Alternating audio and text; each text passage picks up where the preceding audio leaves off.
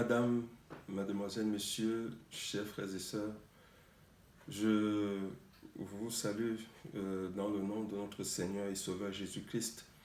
Je me présente, je suis l'apôtre Mboussegui, responsable du ministère Église des Affranchis. J'ai un ministère au Cameroun et j'exerce en ce moment en Suisse. Et le Seigneur m'a mis à cœur de partager c'est-à-dire de donner une série d'enseignements sur le retour imminent de notre Seigneur et Sauveur Jésus-Christ. Je voudrais dire à tous celles et ceux qui vont suivre cette vidéo pour nous dire que l'heure est grave. L'heure est grave parce que nous sommes vraiment dans la dernière phase. Nous sommes vraiment arrivés à la fin de toute chose. Ce qui avait été prédit par les prophètes. Et je voudrais aussi nous dire que les prophètes ont beaucoup prophétisé sur la fin des temps. Et aujourd'hui, il y a beaucoup de chrétiens qui se concentrent juste sur le Nouveau Testament, parce que notre Seigneur Jésus, il dit, je suis venu non pour abolir la loi, mais pour l'accomplir, la loi des prophètes. Donc, il est venu accomplir ce qu'avaient prédit les prophètes sur lui. Les prophètes avaient prédit deux choses sur le Seigneur Jésus. D'abord, la mission qu'il a accomplie il y a 2000 ans et sa deuxième venue en tant que roi des rois et seigneur des seigneurs. Et là, tous les signes qui ont été donnés sur le retour de Jésus sont arrivés. Donc, sur Israël, tous les signes se sont arrivés, tous les signes se sont accomplis. Vous qui écoutez cette vidéo, tous les signes se sont réalisés sur Israël.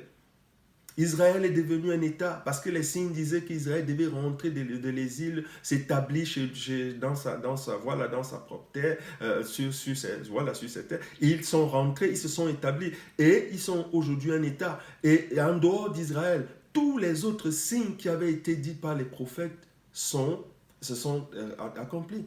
Et déjà des grands signes qui annonce le retour, qui annonçait le retour de Jésus, ça touchait immédiatement toutes les nations. Les nations, c'est-à-dire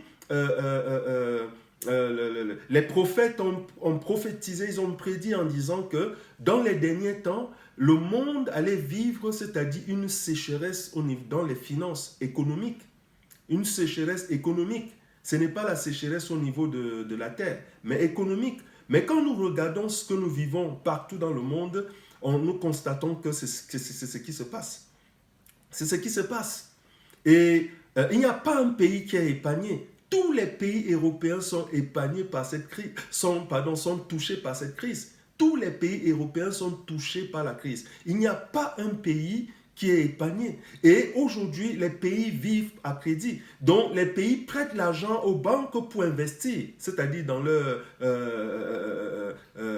dans la vie c'est-à-dire courante, dans le marché, dans le travail, dans l'industrie. Donc les pays empruntent aux banques pour investir.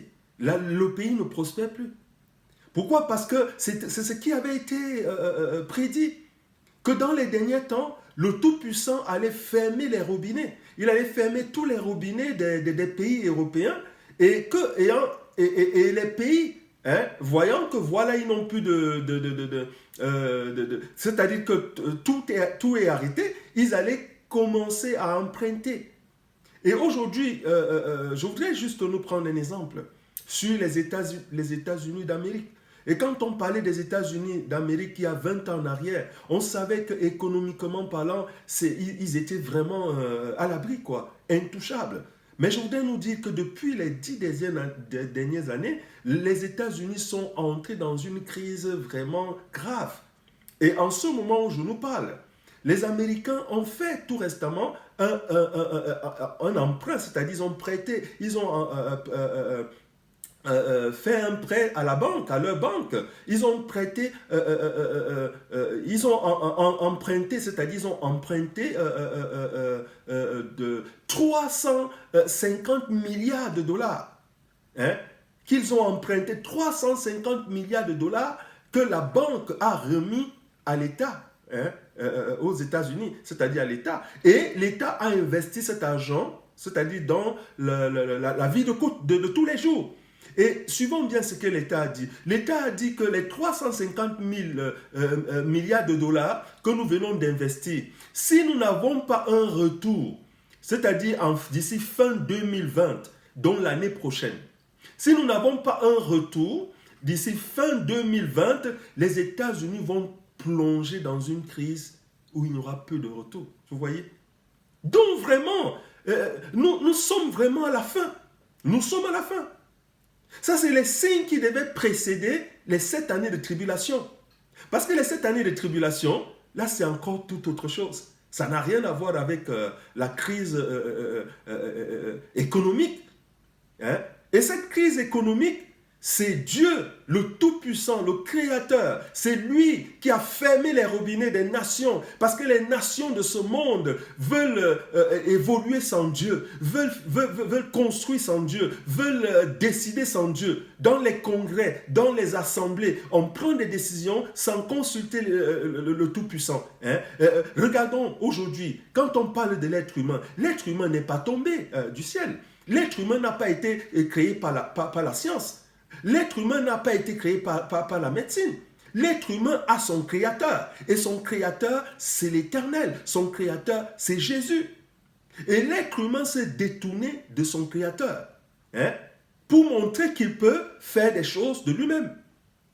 Et c'est pour cela que le créateur a décidé, hein, de fermer les robinets des nations. Aujourd'hui, les nations n'ont plus de revenus. Si on vous dit, hein, la dette de la France, la dette des États-Unis, la dette des pays que vous savez que, oh, ces pays-là, c'est l'Eldorado, vous allez vous-même ne plus vouloir aller dans ces pays-là. Hein? Donc vraiment, ça nous montre, et ça c'était des signes qui avaient été prédits, hein, par des prophètes, que les nations allaient vivre ces choses, et que ces choses allaient devaient annoncer le retour de Jésus.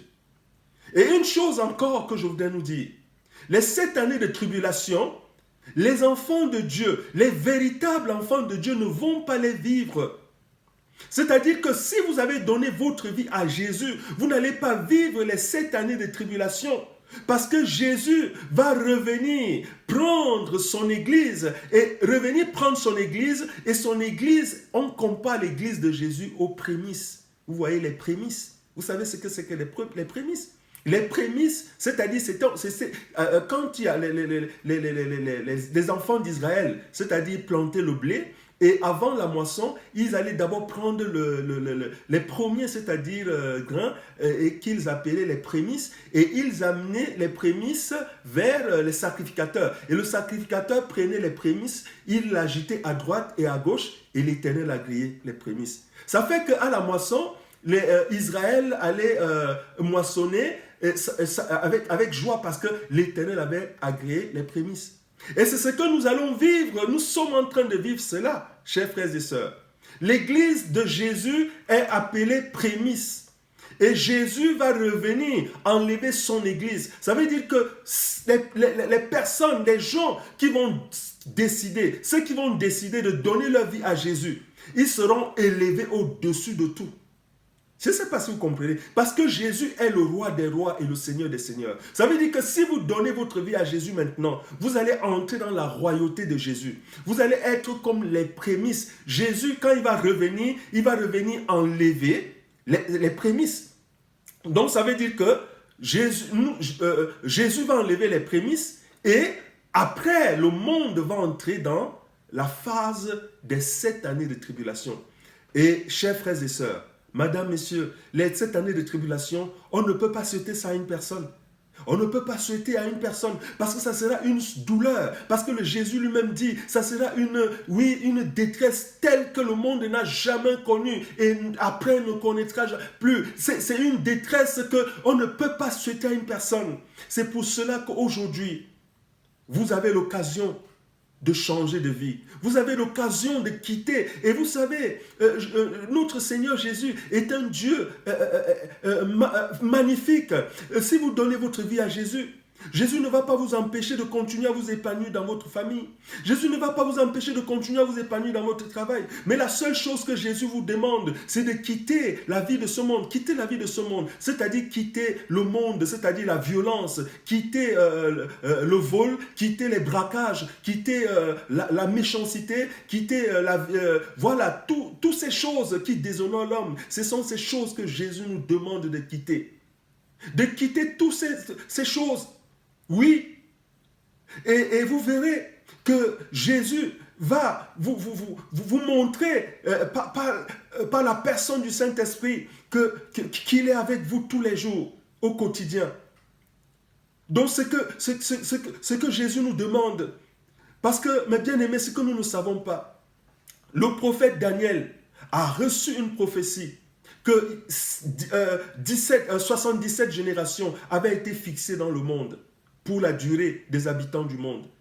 Et nous sommes la dernière génération sur toutes les générations qui avaient été fixées. Même les grands rabbins en Israël ont calculé. Tous les calculs ont été faits. Nous sommes la dernière génération sur les 70 générations. Ça veut dire que nous sommes appelés à vivre le retour de Jésus notre Seigneur. Il reviendra pour sauver les saints qui lui auront donné leur vie, mais pour punir les méchants. Alors vous êtes dans quel camp vous? Est-ce que vous êtes dans le camp de celles qui ont donné leur vie à Jésus? Ou soit vous êtes encore dans le camp des méchants? Si vous êtes dans le camp des méchants, il n'y aura pas de pardon. Parce que quand Jésus va revenir, il revient avec un jugement pour sauver et pour punir. Et aujourd'hui, vous qui écoutez ce message, le Saint-Esprit vous parle de quitter votre vie, de quitter le monde dans lequel vous êtes. Pourquoi? Parce que Jésus dit que si ta main droite est une occasion de chute pour toi, coupe-la. Vaut mieux pour toi d'entrer dans le ciel étant manchot que d'avoir les deux bras et d'être jeté dans la gêne, dans le feu qui ne s'éteint pas.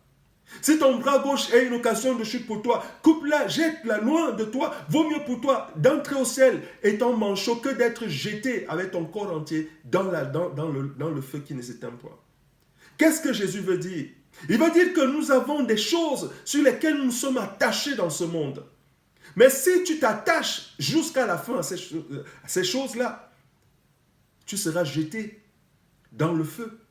Mais si tu les quittes et que tu souffres d'abord, mais Jésus va te fortifier, te consoler et te montrer que tu as pris une bonne décision.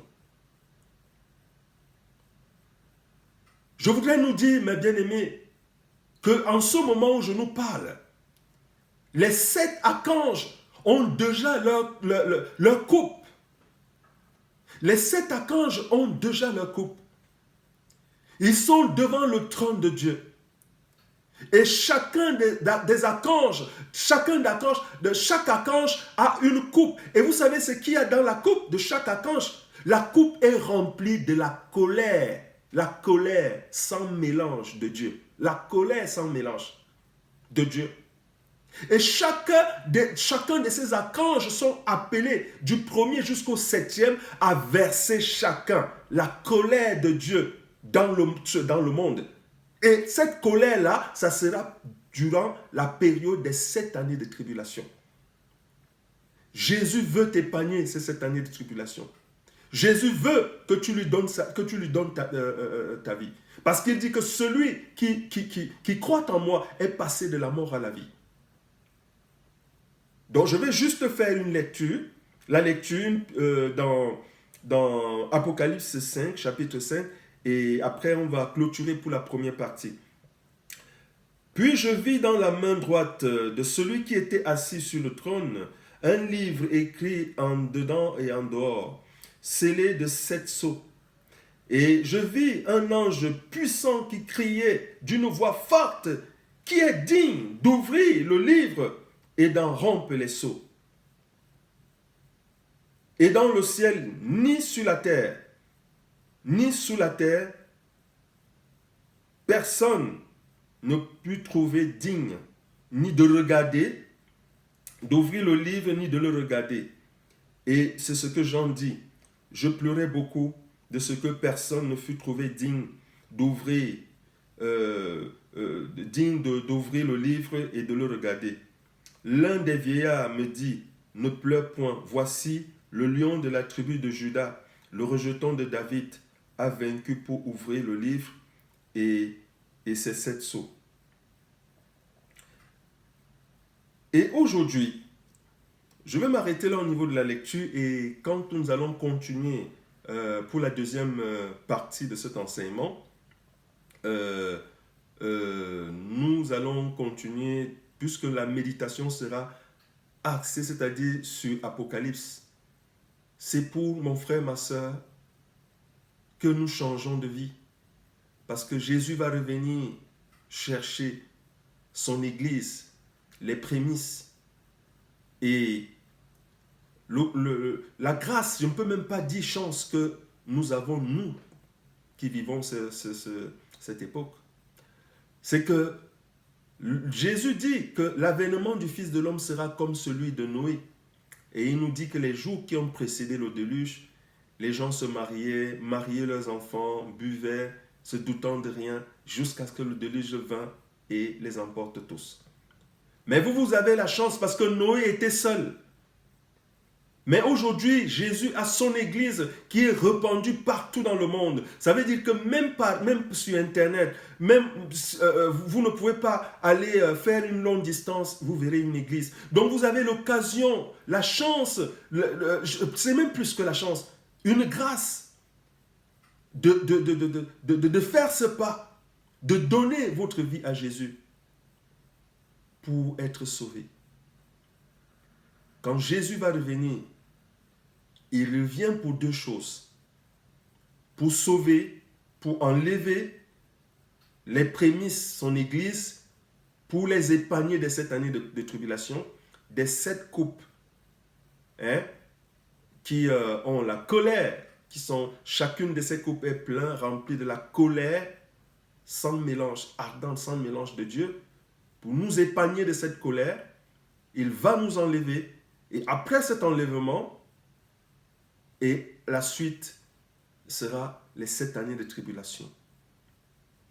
Et c'est seul Jésus, c'est lui seul qui peut vous sauver. Et pour être sauvé, vous qui recevez ce message, cherchez une église, cherchez un pasteur, cherchez une personne qui peut vous suivre et changer de vie. Parce que l'heure est grave. Et je peux nous dire que nous sommes la dernière génération sur les 70 générations.